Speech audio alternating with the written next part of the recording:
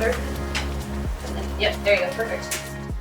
The internship has been really fun. I've always had an interest in taking care of animals, and I thought it was a great opportunity to figure out if I truly liked it or not, and I do. I really love it. Our internship program at Montrose County Schools has been really strong at Montrose High School for a very long time. We work really hard to provide these opportunities for kids kind of on demand so that they can explore what they're really interested in doing.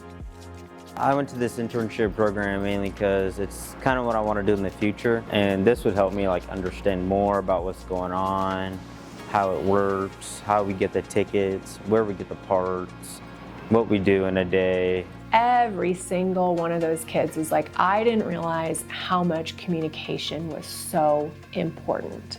That's not something that they would have realized if they had not been able to go and experience the internship at the work site.